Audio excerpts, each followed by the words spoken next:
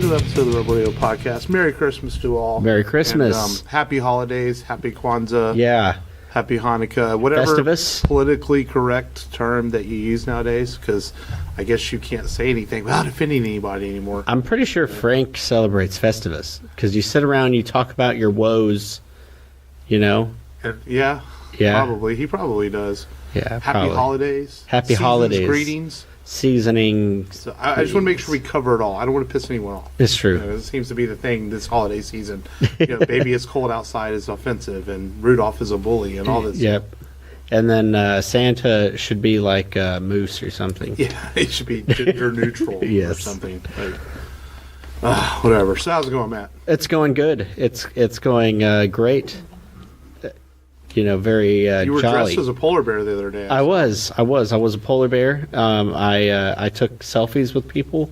I accidentally smacked a woman's phone out of her hand on accident because fucking bear. Yeah, man, it was hard to see. The only reason I agreed to be the polar bear is because now they have suits with fans in them. Before, oh man, dude, I felt like Jim Carrey. Balls. Yeah, man, like Jim Carrey in Ace Ventura 2 when he's in the Rhino. It's like kind of hot in these polar bears.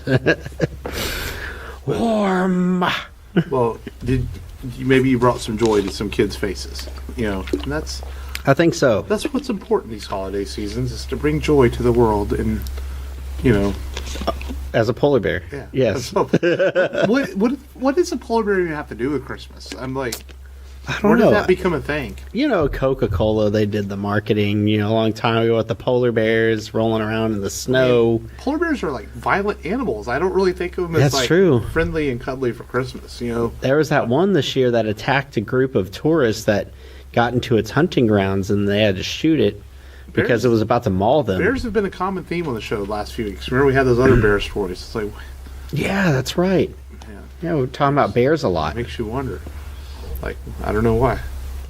But we just haven't talked about La Bears. Ugh. That's so seedy. Seedy. It's not there anymore. Oh, it isn't? That's what I heard. Someone said it had closed down. So there is no longer a male strip club in Houston, Texas. Wow. Or a female strip club where males dance. So, Matt, your lifelong dream is no longer available. Or Frank's lifelong dream. We should open up our own place, like that Tallywhackers bar. Why do you know all these places? That's even scarier. You know, where have you been hanging out when you're out with Jackie? Facebook ads. Okay. Yeah. Sure. Tallywhacker. So you recovered from our holiday party? I did. I recovered, and then I went out and I bought more alcohol, and I will get more messed up at another time. The last episode we talked about the holiday party, and we mentioned friends that were there and things, and we called someone out a little bit on the show that you called them out directly with certain terms, and she's probably gonna punch me for this, but I told her I'm gonna make you apologize on the show. You don't have to say her name. Yeah. But man, you went Frank level, dude. You got to bring it back to Matt level. I don't know. I don't think it was Frank level. I think this is definitely me. I definitely opened my mouth. Oh yeah, when Frank I shouldn't probably would have have said something even worse, like, "Well, she had a hot ass" or something like that. Oh yeah. Frank level. would probably definitely say something like that, and then he'd do that weird laugh that he does. It sounds like a sprinkler going off. Yeah, you can't hear me laugh. You can just see me laugh. I do the silent laugh. Yes. So Miss glasses and Christmas sweater. Friend from Mark's work. Yeah, friend from Mark's work. I do apologize for the terminology that I used. Please don't kick you out your ass. Please don't kill me or leave a dead horse's head on my doorstep. Whatever kind of mafia stuff you do, just keep it in your neighborhood. The Hispanics in my neighborhood, they probably wouldn't take too kindly to that. I'd probably freak them out. So she's a good supporter of the show. Yeah, and you're a good supporter of the show. Thank you for listening to the Rebel Radio podcast. I was going to try and do my own version of the Goo Goo Dolls version of your name that is also their song, but it's a very creepy song. Because don't make it worse. Yeah, not Matchbox. Did I say Matchbox Money or say Goo Goo Dolls? Okay, yeah, it's Goo Goo Dolls. But yeah, it's weird. He's like even in the music video, he's watching this girl from the tower I think it's if we talked about this too much, a bunch of millennials would probably get offended by it. Probably promote stalking. Everybody gets offended by everything. Yeah. So thank you, and Mark's friend from his work, and keep on listening, and I hope you have a great Christmas. And good job. Yeah. There you go. She will be eternally grateful. Hopefully, I am spared. And also, we mess with Frank all the time. He used to be on the show with us. But he dropped off some Christmas gifts for us today. Some Star Wars swag. Yes. So thank you to the biscuit, to Frank. The biscuit. For the Christmas gifts to the guys, to me. And we got him, we just give him flack. We didn't get him nothing. Yeah, we just gave him flack. If we did, we'd get him like a sack of we'd shave our pube hairs and give them to him or something. I don't know. Isn't that like a South Park episode or something? It was in Jackass. Oh, yeah. Remember? They made a beard out of pubes. Oh, yeah. That's gross, awesome. Dude. But it's awesome, too, because... It was. It's funny. Pube beard. But, yeah, so, and, but that's it. So Merry Christmas, Happy Holidays, whatever's politically correct term. Let's get into the show. Yes. We always start the show with Download This, where we tell you what we watched, streamed, checked out this week, and I saw something cool. You've been slacking a lot lately. I have been slacking. What have you watched this week? I actually got to watch Venom instead of starting to watch it. Yeah. Sucks. Sorry. It wasn't very good. And, I mean, God, well, to be so fair, disappointed. I haven't finished it yet, but I saw enough of it that I will probably finish it. But I'm just like, God, it's bad. I don't know how people went to the movies and said, man, it's not as bad as the critics made it out to be. Yeah, it is. It's pretty horrible, people. Mm-hmm. It's almost like Tom Hardy. I love Tom Hardy. He's a really good actor. But did it feel to you like he was in 3 different movies? Like an action movie, a movie about a reporter, and a comedy? Yeah. Yeah. It almost felt like he was in... That's and fair. Then why is Michelle Williams even in the film? She's just sort of there. Yeah, she's just there. Give him a love interest, but there's no purpose for her being in the movie. No. He just uses her. Even the CGI wasn't very good. Mm-mm. It's just like... It makes you wonder that Sony can do something amazing like Into the Spider-Verse and then do a movie like this, and it's just like... It shows you the studio is really there just by name. A lot of this has to do with the producers and the people they put behind these films, yeah. But it made a ton of money, so they're going to make a sequel. It's made like $800 million at the box office worldwide. That's crazy. So it's made money. I think Tom Hardy has said a lot of stuff got cut, that there was a better film there. So maybe one day we'll get a director's cut. I think he said something about like all his favorite parts were pretty much cut.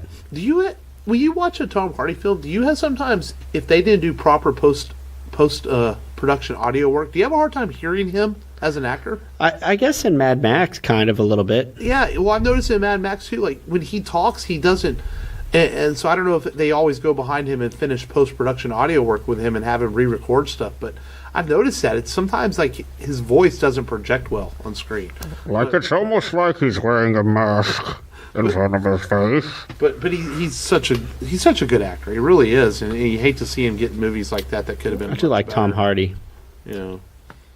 I think maybe we haven't seen the last of his Venom. No, and hopefully the sequel is way better than whatever that turd on a stick was. Yeah, turd on a stick. They're 0 for 2 on Venom in theaters, in movies, man. Maybe the third time out will be the charm. What sucks is that they had a whole movie to focus on Venom, and the other one was thrown together, right? And the other one was better, in my opinion. And then the Fox gave you the template to how to do an anti-hero movie with Deadpool. Yeah, I'm not saying it needed to be like Deadpool, but the basic template was there as to how to make an anti-hero work. Yeah, lazy writing, and then yeah. So anything else you watched this week besides we both watched Venom? We both agreed it sucked. Yeah, it sucked. That's really about it. At least I didn't pay for it. I know, right? Thank you for buying it on Vudu so I can watch that crappy movie. Hey, someone had to take the bullet, right? Someone's got to take one for the team. That's all good. I watched. I brought this up on the show, but I rewatched Street Fighter 2, the animated movie, because I picked up on Blu-ray. It's kind of like one of my Christmas gifts. Me and the wife, we don't we just kind of buy stuff we want for each other. We don't really wrap it. We have wrapped it before, but this year we're like, we're not wrapping it. We're just, she wanted a Nintendo Switch. I wanted a couple of movies, so I'm good. But I did see Aquaman in theaters.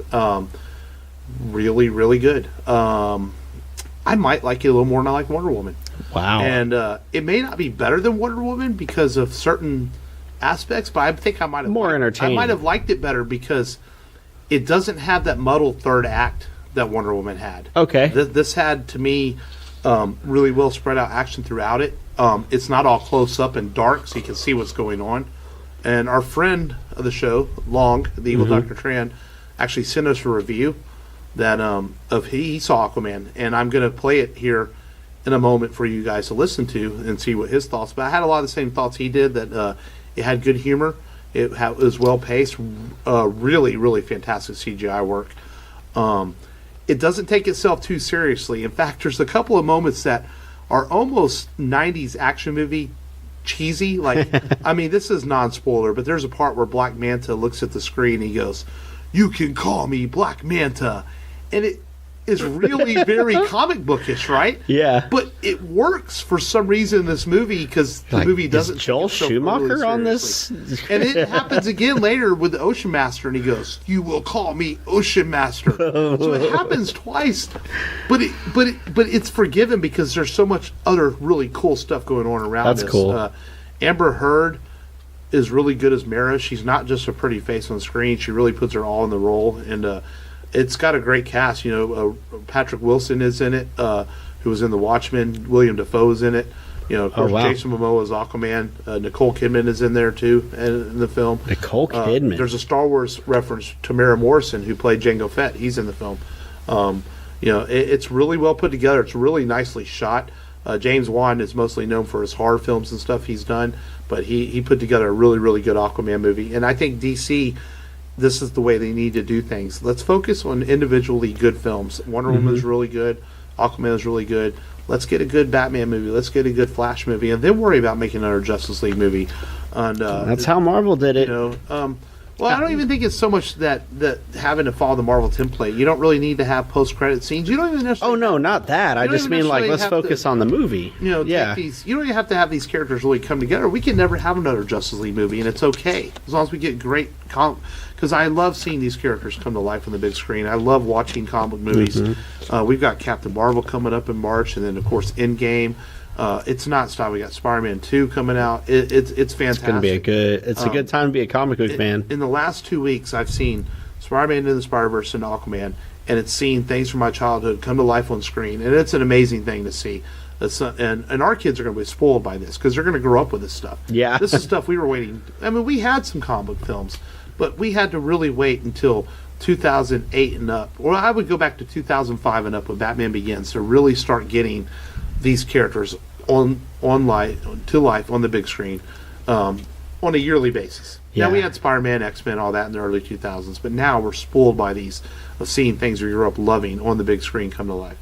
It's amazing how far we've come. I can remember the time whenever we saw post-credit scenes from Iron Man, and we started talking about, man, how cool is this going to be when everything comes together? Just hearing the words in Avengers Initiative, yeah. And it's fantastic, and that's why I just want to just keep them coming. I think it's great that Warner Brothers and DC seem to be getting their shit together. I still don't know why we need a Birds of Prey movie. I don't know, but Joss Whedon to direct it. But if it's good though, then let's do it. Yeah. A Suicide Squad wasn't very good. And that was the problem. It had some good moments in it, but it wasn't very good overall. But Wonder Woman and Aquaman are definitely steps in the right direction. Aquaman is a lot of fun, a really, really good movie, and it's 2.5 hours, but it's paced really well. It moves fast, so really very worth seeing. They did what many people thought was unthinkable, and that was make Aquaman fucking cool. Because everyone's like, oh, he's a cheesy character. He wears orange and yellow. Remember Super Friends? Yeah, Super Friends, but he's badass in this. He talked to fish, pretty much. And for the ladies out there listening, lots of shirtless Jason Momoa, so you'll be happy. There you go. He's pretty much shirtless almost the whole movie, So, but really good. So go see Aquaman in theaters now. It looks like it's going to be number one at the box office this weekend. Oh, wow. Everyone thought Mary Poppins, but it doesn't seem, Mary Poppins doesn't seem like people are going to see it. I mean, it's making some money, but not big money. Man, Mary Poppins used to be the shit. Well, but Mary Poppins is like our grandmother's Yeah. superhero, So it's kind of, That's true. Are kids today really familiar with Mary Poppins? Probably not. Not really. Outside of that reference from Guardians of the Galaxy 2? Yeah. Probably not. No. So, So it is what it is. So we're ready to get into today's movie? I'm ready. Are you ready? Yeah, I'm ready. All right. We are closing out 2018. Sorry, I had to take a drink of water. It's all right. Oh, you know what? Let me backtrack just a little bit. We need to play Long's review. So here's Long's review, The Evil Dr. Tran of Aquaman. Thanks, Mark. Thanks, Matt. And thank you for inviting me onto the show, letting me give you my non-spoiler review for Aquaman. And let me tell you, this is definitely a movie that if you are bored this holiday season and you want a good, solid action movie, Aquaman will deliver that for you. And what's so good about the movie is that it's definitely one of those comic book movies. It's probably the only comic book movie, to my knowledge, that doesn't really care about being too serious. And the CGI in this movie is just amazing, and I can see why it took them almost a year to get all the visual effects into the movie, even though they finished shooting the movie about a year or so ago. But yeah, Jason Momoa and Amber Heard carried the movie really well. And there's some scenes that are kind of pushing it as far as corniness and stuff like that, but honestly, you could look past those. I look past them because the movie itself is very well paced. There's a lot going on in this movie. You have I'd say about 3 or 4 different subplots going on, but James Wan does a pretty good job of weaving all those threads together. Yeah, it's a pretty dense movie. It definitely needs a rewatch for sure. Because sitting through it, I was watching this at a Cinemark theater, and the screen it was normal size screen, but I think I would have gotten more enjoyment out of it if I sat in a larger screen like an IMAX or an XD theater or something like that. But I had to get what was available. Opening night was packed for this movie, and say that the audience was captivated by it for sure. I mean, there was hardly anyone objecting to the content of the movie itself. Let's see. The movie, it's definitely won't keep you bored. That's for sure. I mean, there's some uneven pacing here and there, but again, you can look past those because the next scenes will pick up the action. And the action, the way it was directed, is very well done because it doesn't do very many quick close-up shots during the fight scenes. Definitely one of the most sweeping wide shot or wide angle type action scenes. You could see what's going on. You could follow the action really well. Let's see. But yeah, Aquaman is definitely a visual feast to be sure. And if you have no movies to watch, or not movies, if you're bored during the holiday season, definitely check out Aquaman because I think the same weekend Bumblebee comes out, as well as Mary Poppins and Aquaman. But yeah, Aquaman for sure isn't a shallow experience, but it is what it is. It's a superhero movie, and where it ranks as far as DC movies, it's definitely up there with Wonder Woman. And then the way I would rank it is probably Wonder Woman, Aquaman, Man of Steel, Justice League, Suicide Squad. But those are my personal rankings for the recent DC movies. Looking forward to what they'll do with the Birds of Prey movie that will star Catwoman, Huntress, Poison Ivy, I think might be in it, Harley Quinn, and Black Canary. I think they've already announced the casting for that movie. I think Joker might make an appearance, but I'm not sure. But yeah, let me break down Aquaman just a little bit further.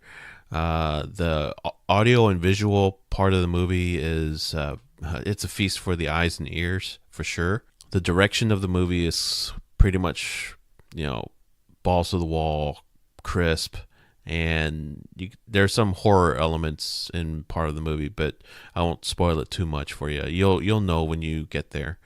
Because James Wan is a horror director, and he's well known to direct The Conjuring, Insidious, those recent type horror movies.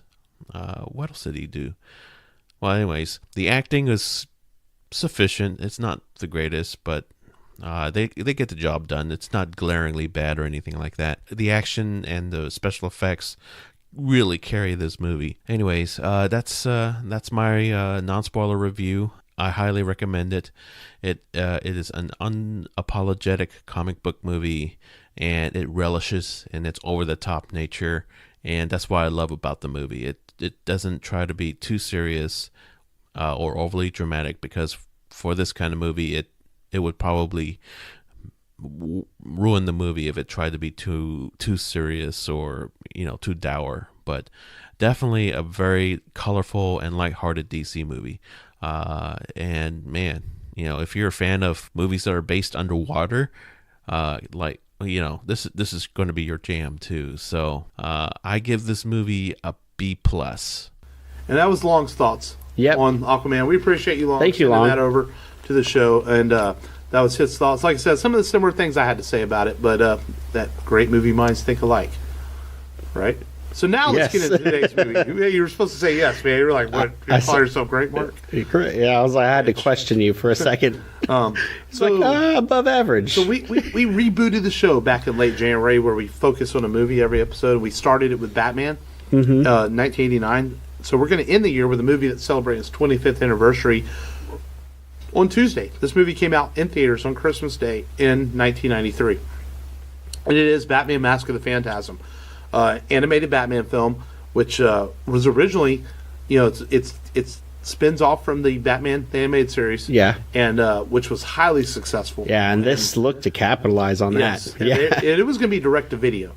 It was going to come direct to VHS and everything, but then Warner Brothers was really liking the returns and the ratings and everything on the show, so they ended up giving the production a little more money their way and give it a theatrical release. And they kind of panicked because they only had like 6 months to get this ready for theaters. Yeah, I think it ended up taking 8 months. Yeah. Total, yeah. And so it did hit theaters in limited release. I saw this in theaters back in the day because I was in high school at the time. So that was my first time ever watching it. When did you remember seeing this film for the first time? I wanted to see it in theaters. I remember it coming out, and I was watching the animated series, and I remember it looking super cool. Just seeing the Phantasm, which on screen was really exciting. But I had to wait until it came out on VHS. Yeah. and that's fine. And this movie had a very strange release pattern. It didn't even hit DVD until like 2005 or 6. So it had and it still hasn't been a Blu-ray, right? It's on Blu-ray finally. It came out on Blu-ray last year through Warner Archive. Finally. So you got to either order it off of Warner Archive or Amazon. And it is in the current box set. If you buy the Batman the Animated Series box set that has all the episodes, the movie is in there too on Blu-ray. You know what's crazy? Batman and Robin got a Blu-ray before this one, which is an injustice. And a DVD release for this one. This Yeah. took forever to. I have it on DVD, and even the DVD's not in widescreen. The new Blu-ray is. Man. So eventually I'm going to buy the box set with everything. So I'll have it eventually. But, this is a really, really good Batman movie. It might arguably be one of the top 2 or 3 Batman movies. Absolutely. And a lot of people haven't seen this. They didn't realize, you mentioned they forget it exists. Now the hardcore fans, it's the first DC animated film. And, and it kind of set the template standard for what would become DC animated films later on, almost 15 years later, where they started releasing their animated films. But this movie takes a different approach than the animated series does. The animated series was short, quick stories. They're 20 minutes long. The movie, they could expand on that. They made it a little more serious. It's a little more adult in a lot of ways. Oh, man, they had to work for that PG rating. Work for it, man. It explores Bruce's love life. It explores the early origins of Batman in a way we haven't seen before. We're so used to the story of his parents being killed and he becoming Batman, and in this we get to see different aspects of that, which I thought were really cool. There's a really great scene in this where when he first puts on the suit and Alfred sees him, and Alfred has a fear in his own eyes. It's something we never witnessed that before in any kind of form, and this pulls it off so well in a little 30 seconds of seeing what Alfred thinks about this whole idea. Yeah, and then, developing Bruce, on a whole nother level. I mean, whenever he's starting to date Audrey, he goes to his parents' grave, and it's like he feels guilty for having happiness in his life. And he's like, I'm sorry, I didn't think things were going to be this way. And I guess his parents' death ended up traumatizing him so much that he feels like he can't even be happy because of it, that he's not allowed to. And so it kind of, develops his character a little bit more in a way that you haven't really seen in the films. And that's one of the reasons why this film is so good and probably revered as probably the best Batman film ever, especially animated, but even, out of all of them, live action too.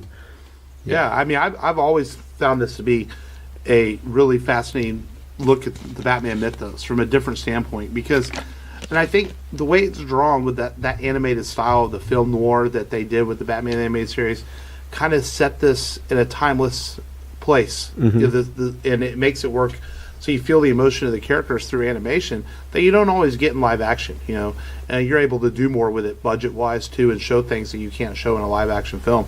And this is really well done. And kudos to Kevin Conroy and Mark Hamill and the entire voice cast for making this feel like watching a live action film that's done in animation. Not only that, but Shirley Walker, the composer. I mean, whenever Batman first puts on the mask, something badass is about to happen. Yeah. And she got an all-person choir to start doing vocals in some parts of the movie. And like you said, it does itself justice because of everything that was put in there, especially the audio. Yeah. So. Well, to set this film up, it takes place. There is a new killer in town in Gotham City, and he's taking out mob bosses. And at first, people think it's the Batman, but Bruce knows it's not him. Commissioner Gordon knows it's not him, and it's revealed fairly early on in the film that it's not Batman. That's this character they're calling Phantasm, which is strangely never referred to as Phantasm in the film. Yeah. Except for one time, I think. And I don't think anyone ever calls the character that by name. And so Batman's on the case trying to find out why these mobsters are being killed. And he comes across Andrea Beaumont, who was a former lover of his back in the day. She's back in town. And reconnects with her. And it starts making him, like you said, question what she's doing, because she's meeting with the congressman. Yeah. She's here and there, and he gets the feeling that she's hiding something from him, and she gets the feeling that he's hiding something from her, which, we know what that secret is. And so through a series of flashbacks, we see these stories about how he used to be in love with Andrea, and it was at a time where he was starting to become Batman was when he met her. We get to see Bruce Wayne in action with no bat suit yet, and just fighting. He kind of gets beat up a little bit. He's not perfect. Yeah. It's very reminiscent that I wonder if Christopher Nolan watched this and Batman Begins. Exactly. Some ideas from this. And this is loosely based on Batman Year 1 and Batman Year 2 comic books, some ideas from it. In fact, there's a character in those comics that's very similar to Andrea that they borrowed from for this adaptation. Yeah, they just kind of reworked it because the Phantasm, I believe, was originally called the Reaper, and I think it was his daughter or something like that. Yeah. I'm just loosely familiar with that storyline, but yeah, they did a good job creating the character and kind of taking pieces here and there, creating a solid storyline. Excuse me. Yeah, but like, to your credit, whenever he's beat up pretty bad, he's beat up pretty bad in Batman Begins too, and he's wearing the hockey mask just like he is in this one. Before he has the suit, and he's pissed off because people didn't fear him. Right. He beat the crap out of him. He won, he saved the day, but they didn't fear him like he wanted them to. And that's of course when he comes up, with the bats. Yeah, and it continues on through a series of flashbacks, and like you said, the emotional aspect of it, him thinking that he had just become Batman, but he might already be done with it because he's finding happiness. Mm-hmm. And that was really well handled, I thought, by the writers of the movie. Yeah, and she ends up taking off with her dad, supposedly. Right. But, you get the feeling that that's not, like that maybe her dad ceased to be because of the trouble he got into with the mob. And she takes off. She leaves him a Dear John letter. And that's when he decides, you know what, I'm going to be Batman. Yeah, I've got no one to fight for, no one to come home to. This is what I'm going to do. And one thing I always loved about Batman the Animated Series too was that it was never afraid to, and especially shows it in this movie, it was never afraid to do stories that weren't just the main villains. It wasn't just about the Joker and the Penguin and Two-Face. They would do these mob stories and these crime stories and stuff that was very, if you think about it, very risky for television, because kids tune in. They want to see the Joker and they want to see the Penguin. They want to see Batman fighting bad guys. But there were episodes that were, the entire episode, you never saw one of the Rogues Gallery, And in this movie, it's very same. You don't really see any of the Rogues Gallery till late in the movie when the Joker appears in it. Yeah, in fact, they kind of spoiled that the Joker was in this movie whenever they released some of their toys. Right. They released the Phantasm unmasked with the Joker, so you knew you were going to get Mark Hamill in this movie as a Joker. And then Dana Delany, who was in our last film that we talked about. Yeah. And I was like, wait, that name sounds familiar. And so I IMDb'd it, and I'm like, oh yeah, she was in Tombstone. And she went on to play Josephine. Lois Lane in Superman the Animated Series. Yeah. So they were very impressed with her voice work, and she found other work. Not as prolific as Tara Strong. No. Harley Quinn, going on to be Raven, and all kinds of people, Powerpuff Girls. Right. But yeah, good career, good voice actress. Right. Yeah, but yeah. Where was I going with her? I know I was talking about Dana Delany. They spoiled. I talked about how they spoiled the Joker toy, and it turns out that it looks like they went with another alternate storyline for the Joker. And I know they wanted to steer clear away from using the Joker because in Batman '89 they had already touched on the Joker. But how can you not have Mark Hamill in this movie? Right. The great Mark Hamill, best Joker ever. If we're putting them all on the same level, live action and animation, best Joker ever.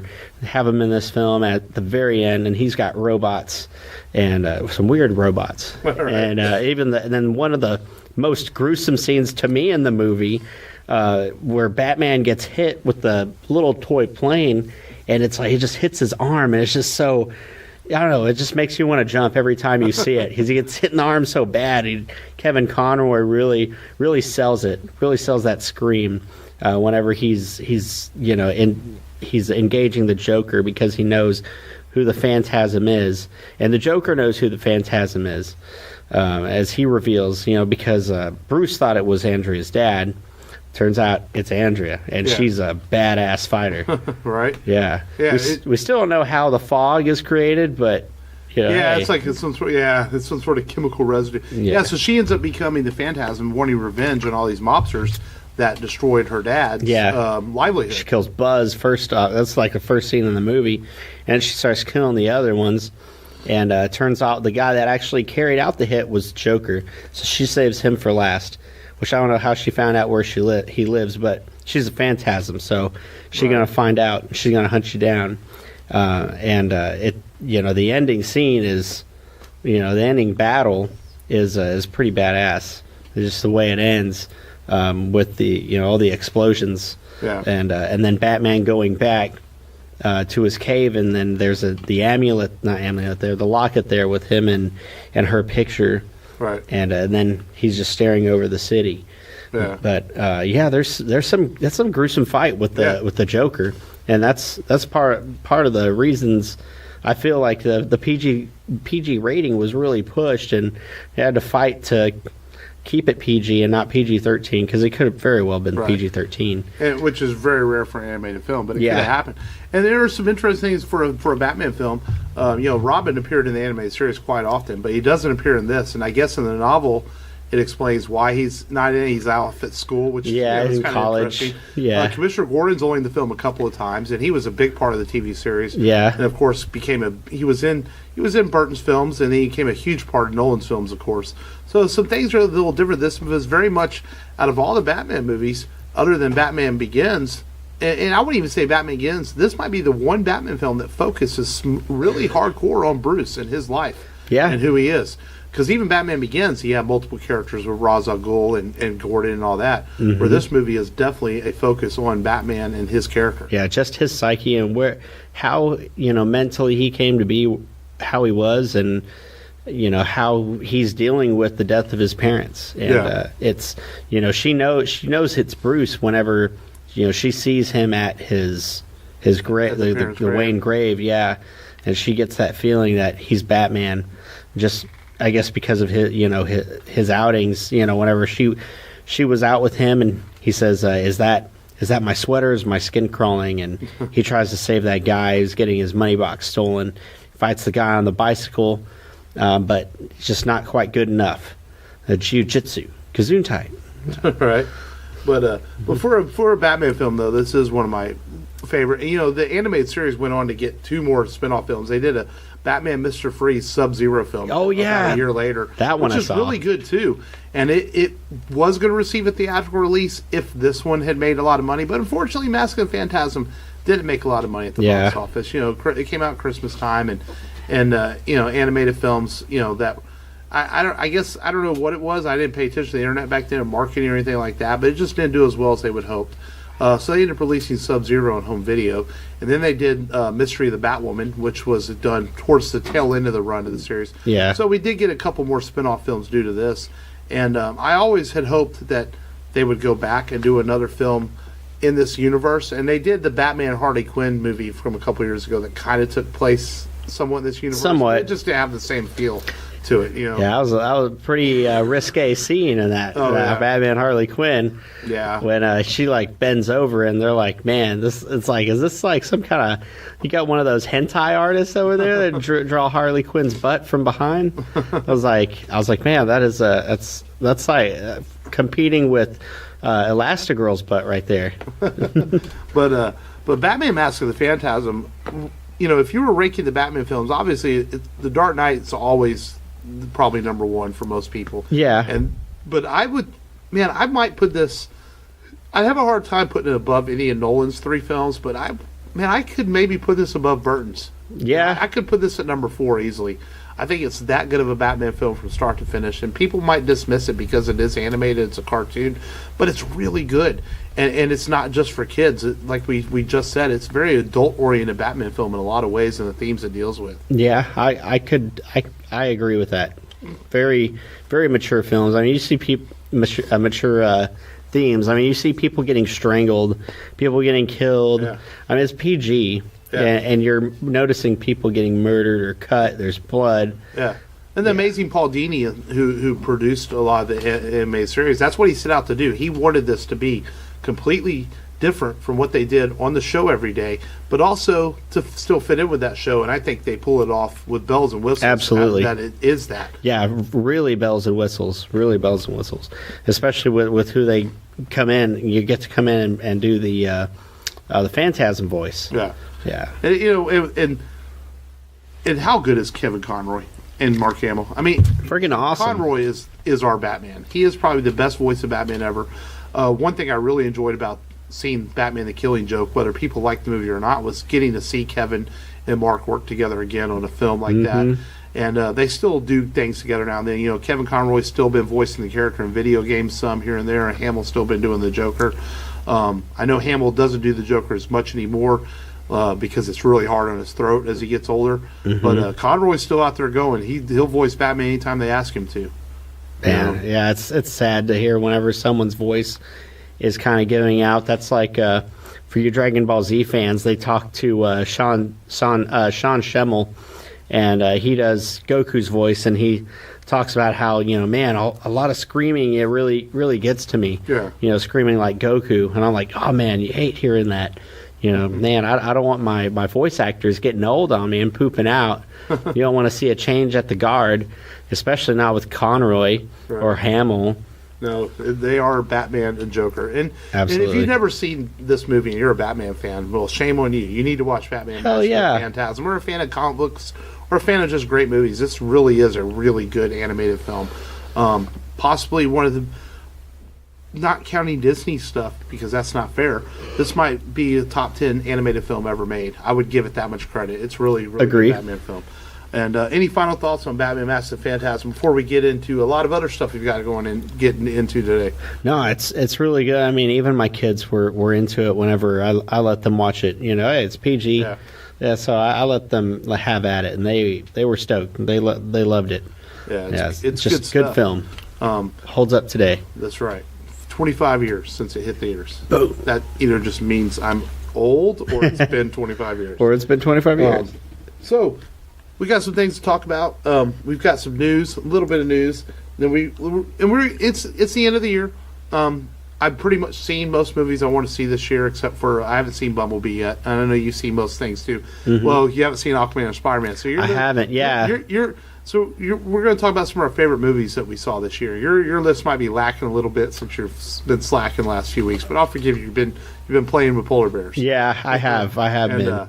So I kind of did a top 5 of films I saw this year. I don't know how you did yours, and but you know, I'm going to start with the movie I saw yesterday, Aquaman. Right now, it's probably my 5th favorite film this year. Okay, and that could flux, man. All 5 of these movies, I liked them all a lot, and that's just how good of a year it was for comic book films and action films. And so but I have Aquaman there. Okay, I have Solo as number 5. See, I had Solo on there, like on the outside looking at it. I don't even have it in my top 5. Can you believe that? It's hard, man. Really, it was tough. Solo. Yeah, I felt like I saw some really good movies that could have tied in for that number 5 spot. I thought about putting Incredibles 2 there, but you know, I really liked Incredibles 2. It was good seeing it coming back, you know, after all this time. But I felt like, you know, it was a little predictable. Did I tell you I did finally watch that? You did? Yeah, I found it boring. Found it boring? I just didn't think it was that good. Some parts of it were. Even Mary didn't think it was that great. Yeah. I was like, eh. The first one was really good. I mean, maybe they should have just left it alone. But maybe the sequel is going to be the really good one. The second 15 sequel. Years again. Yeah, hopefully not.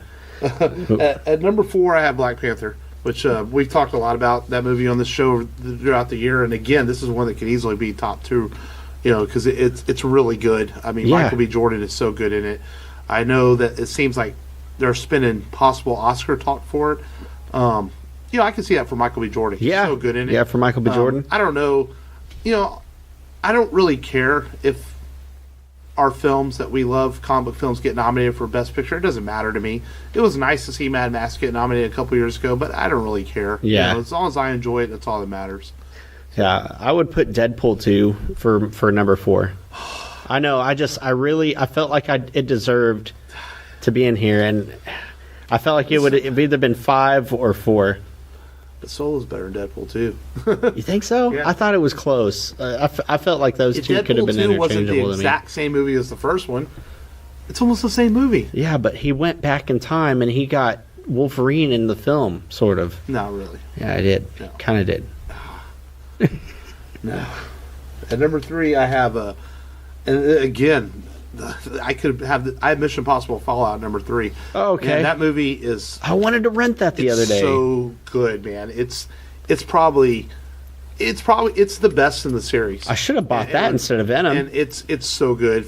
It starts and doesn't let up. It's action packed with a really good story. Tom Cruise just keeps kicking ass as Ethan Hunt, and a strange foreshadowing to the next movie we might be doing. Yeah. But Mission Impossible Fallout, I have number 3, which is just, man, it's really good. I've been wanting to watch it again. I started to rent it, but I think I'm going to probably buy it since I do own most of Mission Impossibles. Yeah. But it's such a good movie. I have Ready Player One for number 3. See, that's one I almost had on my list too. But what's funny is that might be my favorite movie I've seen this year. Just maybe not the best, but I really like Ready Player One. I liked it too. I mean, even with the changes they made, I think they did a really good job. Really entertaining movie. I liked it. Yeah, I liked it. It's nostalgic as fuck, but it's so it's a love song to our childhood. You know, Spielberg is one of our great directors of all time. He's continually just makes film after film after film. He's still, I think, the only director that's made more than one perfect movie. Mm-hmm. I think, and despite whether Frank hates Jaws or not, I think Jaws and Saving Private Ryan are 2 perfect films that he's made. I think Spielberg is Shark in the Raiders of the water. Lost Ark. That's Oh yeah, perfect. Raiders and the Lost Ark. 3 perfect films. This man has his credit. And I can't think of any other director that has 3 perfect films they made, and that's just how good Spielberg is. And Ready Player One, good choice. Number 2, I have Infinity War. You know, Okay. which I already kind of spoiled last week. My number 1 it was because I really liked it a lot. But I love Infinity War too, man.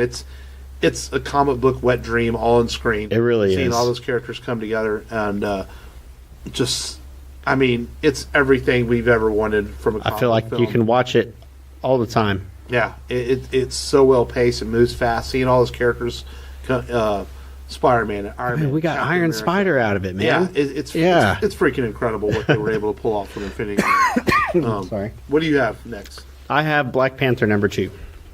Good choice. Yeah. So my number 1 is Spider-Man Into the Spider-Verse. What I saw last week, and I've been telling people at work, man, this is the best Spider-Man film ever made. It's funny that we just covered an animated film today, and then my number 1 film I've seen this year is an animated film because Spider-Man Into the Spider-Verse, I am not kidding people, it is that good. It is almost perfect. It's a really exciting Spider-Man film. It's got a lot of heart, a lot of humor. It's a comic book come to life on the big screen. It's great. I saw a can't couple say enough scenes about from it. And it's like I remember the Into the Spider-Verse from the season 5 of the Spider-Man. not Ultimate Spider-Man, but the Spider-Man from the mid '90s. It was part of the Madam Web storyline, and you had all these different Spider-Man. You had one with like Doc Ock arms, and you had a rich Spider-Man with a metal Spider-Man suit, and it was pretty cool. And it's cool that a modern upgraded version of this with Miles Morales is in there, and I can't wait to see it. I know everyone's talking about how good it is. It's great. Yeah. And what was your number 1? Infinity War. Infinity War. Yeah, you knew it's coming. I wasn't gonna have Infinity War out of the top 5. No, of course. Yeah. And so that's our favorite movies we've seen this year. Like I said, I want to see Bumblebee. It's probably the only thing I haven't seen that I want to see. Yeah, Bumblebee. This movie this Did year. you see Creed? I haven't seen Creed yet. I Yeah, still yeah, wanna see Creed. Yeah. But other than that, this year for movies wasn't like a ton of must sees, but a good solid group of about 10 must sees. I felt. Yeah. This year, and I've seen most of them except for Creed and Bumblebee. It's probably the only 2 I still want to see. So I've heard really good things about Bumblebee. Yeah. Some really good. Heard it's reviews fun. on it. So, and it kind of makes me look back on our year as we get ready to move into 2019. Here at Rebel Radio, before we get to the news, Rebel Radio had a good year, man. We had a good time at Compalooza. Mm-hmm. Some technical difficulties with our live show, but didn't Yeah. come out the best. I did a panel there where we talked podcasting. That was kind of probably our big highlight. We had H-Town Podfest about a month ago, Yeah. where we went and met some other podcasters and everything. And Fandemic, a little Fandemic. Yeah. went to the Fandemic tour. And hopefully in 2019 we can continue to do some fun stuff. Absolutely. And we'll be at Compalooza again this year. I'm in charge of the podcast program this year, along with Erica from Raging Nerds, and so we'll be doing that. Fandemic's coming back. If they let us in again, maybe we'll check out Fandemic. I'm sure there'll be another H-Town Podfest, and we just want to keep growing the show as we move into next year.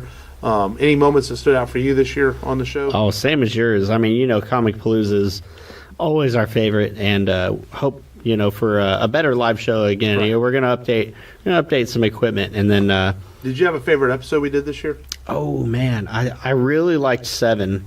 Did you? Because I felt like I kind of had control over that one. I felt like I was kind of all over the place with my whenever I talked about it, though, because there's so much that I wanted to talk about. I didn't know where to start. And It's funny you say that because I was thinking back on the shows we did this year, and like when we rebooted the show with doing movies, we were finding our footing and our format, and like we did Terminator 2 as a double feature, and I look back on those and I'm like, man, I wish we would have done them differently, and maybe down the road we'll revisit them because man, I just felt like we should have given Terminator 2 more than we gave it, but that's part of figuring out what we did. Maybe blowing our wad a little bit too early on a couple of movies, we did. I think we started off really strong. But my favorites, I really enjoyed the 2 Superman episodes we just did in early December with you. Those were really good. Those are good. The Buckaroo Banzai episode. Oh, that was good.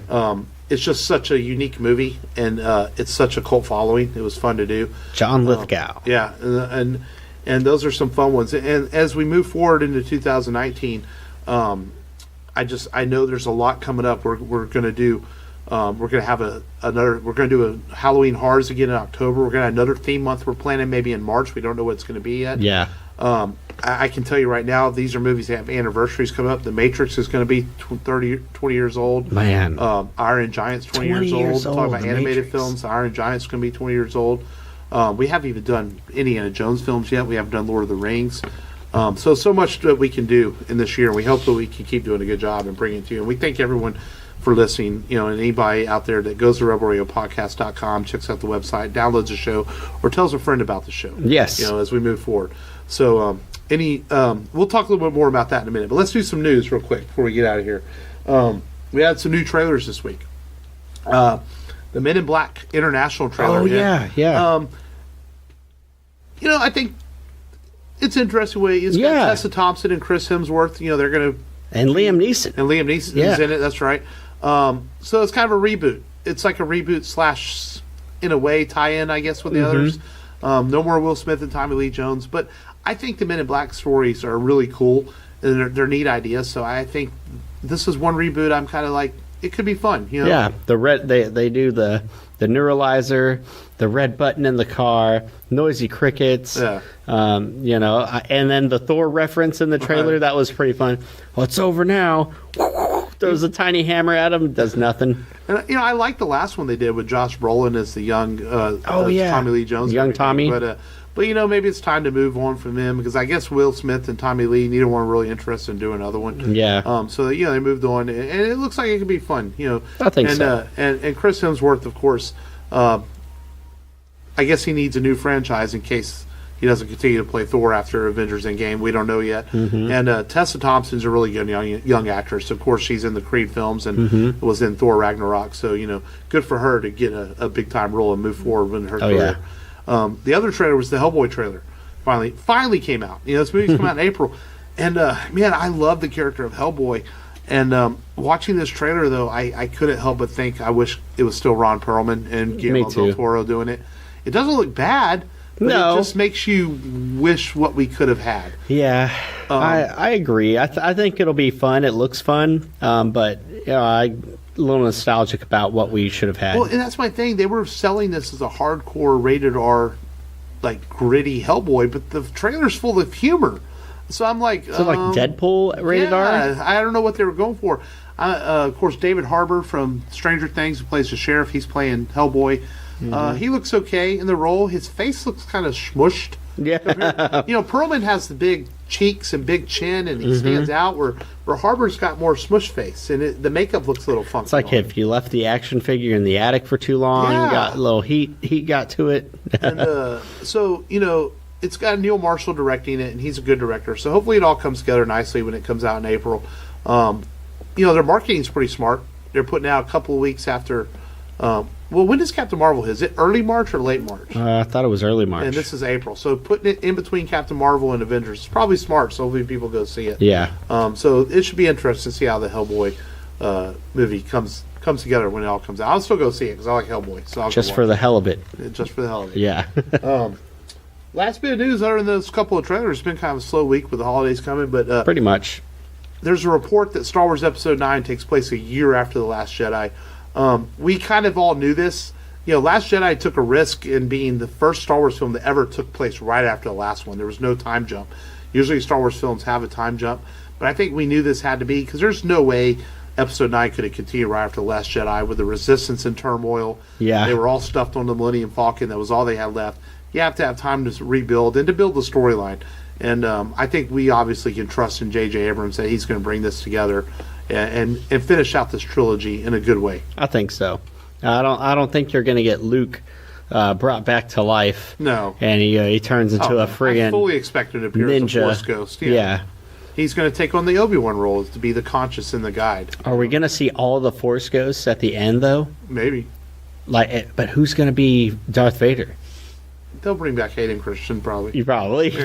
Yeah. What's the over-under? He's not doing anything else anyway. Heck no, man. He made Star Wars, and that's it. That's it, man. He did Jumper right afterwards, which I actually liked Jumper. Yeah, it was entertaining. Yeah. He did some crime movie where they were stealing stuff. I remember watching it. There were a bunch of people in that one. I can't remember what it was called. But, Yeah, I'm a little surprised we haven't had more news yet. We know Star Wars Celebrations come out in April, and I'm sure that's when we'll get the trailer. But we've all for Force Awakens and Last Jedi, they had already released the titles. Maybe Christmas Day, J.J. Abrams gives us a present. That would be nice, and gives us at least the title for Episode 9. Balance of the Force. That's what I'm going to call it right now. Balance of the Force, or Rise of the Jedi. One of the two. Rise of the Jedi. That's my call. So I'm calling those. Do you have a guess? You have to take a guess now. Finn the Great. Finn the Great Defender. Yes. But that's all the news I got. So, you have any more news? You have any more news? You know what? Speaking about Dragon Ball Z, a leaked, crappy cell phone, footage video leaked of the Broly movie that's coming out in theaters over here in January. Yeah. So if you feel like watching it, it's halfway decent. It looks like one of the average Cody movies you used to get, or the LimeWire movies you used to get, if you're old enough to remember LimeWire, that you would get downloaded. Yeah, but I watched it. I watched it because I'm impatient as hell, and I wanted to see what happened. I think if this follows suit to the rest of the Dragon Ball Super franchise, this is what we're probably going to get for our first 100 episodes of the next season of Dragon Ball Super. So it's floating out there on Facebook. You Google leaked Broly movie, you'll find it. Or if you just want to wait and just see it in better animation, then you can wait and see it in better animation. But I won't spoil it for you guys. There you go. Yeah. So let's talk about our next movie before we do get out of here. And we did a couple. If you're not following us on Twitter, we're on Twitter at Rebel Radio Pod, and I'll put polls up there now and then. The reason I do it on there because the Facebook polls only allow you to do like 2 or 3, where Twitter you can do 4. So I know semantics. So I put up some polls where we've had people. They voted for us to do Smokey and the Bandit. They voted for us. What else won? I don't remember off the top of my head, but we did a couple polls, and so we've had a couple movies that have been on polls twice. Running Man. The Running Man. The Arnold movies. Well, yeah, and then Transformers the movie. But that got a lot of votes, but didn't win their polls. So the next 2 weeks we're going to do movies that they almost won the polls. Almost happened. So the first movie we're going to do, we're going to kick off the new year with it, is we're going to do maybe not the most popular film in the franchise. People love to knock this movie. We're going to do Mission Impossible 2.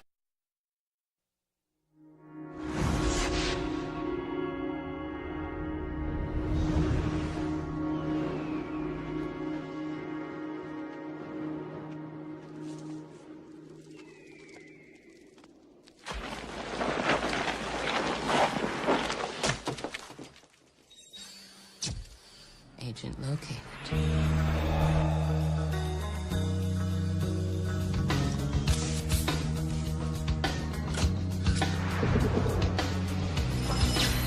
Identity confirmed. Good morning, Mr. Hunt. Sorry I barged in on your vacation.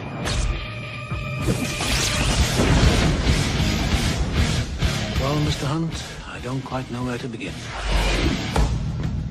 You know me? No. Should I? She's got no training for this kind of thing. But to go to bed with a man who lied to him, she's a woman. She's got all the training she needs.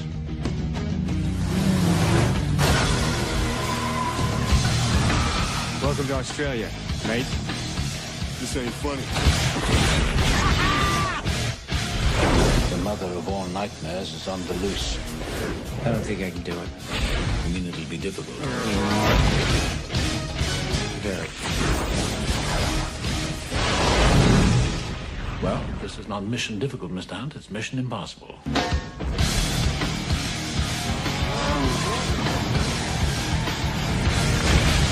Difficult to be a walk in the park for you.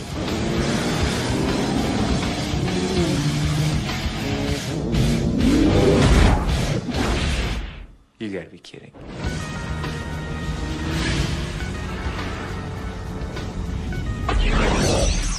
This message will destruct in 5 seconds. Yes. And, the Mission Impossible franchise has been really good. And we're not going to rank the movies, I don't think, on this episode because, eventually I want to, maybe do all of them. But we're going to do things out of order. But I really like Mission Impossible 2, and I think it doesn't get enough love. You know, people want to knock on it. It is the John Woo film, so it's got the doves and the slow motion, and Ethan Hunt has the long hair, and it has the over-the-top motorcycle chase and stuff in it. Yep, but that's what I remember from it. But I like it a lot. But I'm a huge John Woo fan, as we did Hardboiled a while back on the show. So I'm looking forward to having some fun with it. We've made some Tom Cruise jokes over the show over the year. We sung Happy Birthday to him one episode back in the day. Yeah, we did. We had photos stolen from us from Tom Cruise. Yes. On our Twitter account that we put up there rightfully. And we had it done a Tom Cruise movie, had we? We have not. So we're going to do Mission Impossible 2 next week on the show. Any thoughts on that? I'm gonna love watching this. I'm gonna get my kids involved. Jake is gonna watch this with me. Yeah. Yes. Hey, Mission Impossible 2. We'll talk about this. Gave us Hugh Jackman indirectly. Oh yeah. Because if Doug Ray Scott doesn't get hurt making this movie, Hugh doesn't play Wolverine. That's true. So So thank you for that from Doug Ray Scott. Doug Ray Scott. But as we close out the year, though, thank you everyone for all. There's sneezing in the background. Sneezing. Thank you everyone as always for listening to the show. We really appreciate it. Anybody listening on WBLZmedia.com on Ironic Radio, thank you. Your support means a lot, and we hope to do more in the new year. I got to work on some new T-shirt designs and more stuff. Go to the RealRadioPodcast.com if you want to buy a shirt on the store link. And that offer still stands. You buy a shirt, I'll send you a sticker too. There we go. And as I look back into 2018, I thank you, Matt, man, for always coming into the house and recording and putting the work in and making the show the best it can be. And thanks to Frank for the parts he's done, even though he hasn't been on the show in a while.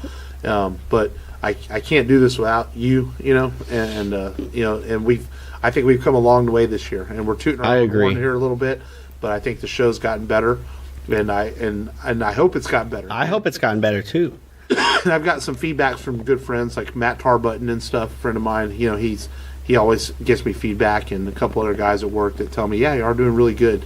And so it makes you feel that your work is worth something. Yeah. When you hear good comments from friends. I think I'm definitely a better movie analyzer than a person that comes to your party that you work, with analyzer.